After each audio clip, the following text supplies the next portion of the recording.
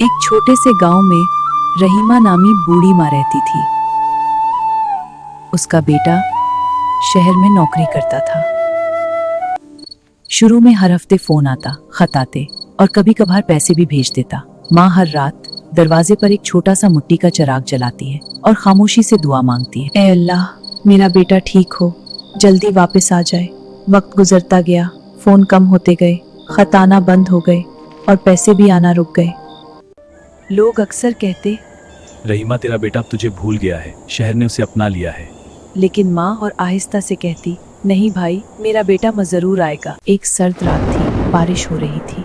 माँ ने जैसा मामूल था चिराग जलाया, मगर इस रात तेल खत्म था। लो जलती रही, फिर बुझ गई। माँ ने चिराग को अपने हाथ में लिया, आंखें बंद की और आहिस्ता से बड़बड़ाई, बेटा आज आखिरी रात तो ना आया तो ये चिराग कभी नहीं जलेगा।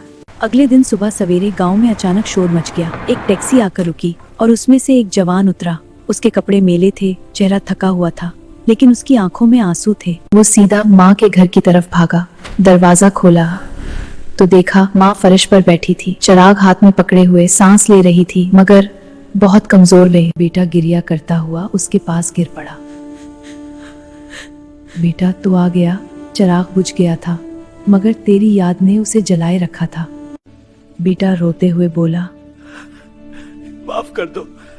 शहर में नौकरी मिली, पैसे आए, दोस्त बने, पार्टियां हुई।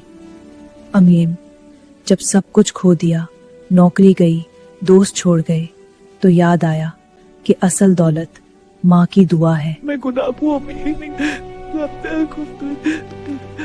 बेटा, माँ की दुआ कभी जाया नहीं होती, तो आया, बस यही काफी है।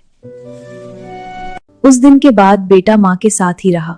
गांव वालों ने देखा कि जो चिराग रात बच गया था वो अब हर रात जलता है, क्योंकि अब बेटा खुद तेल डालता है, खुद जलाता है। माँ की मोहब्बत और उम्मीद कभी नहीं मरती। हम कितना भी दूर चले जाएं, जब सब कुछ खत्म हो जाए तो वापस वही माँ का दरवाजा खटखटाता है, जहाँ से हमने जिंदगी शुरू की थी।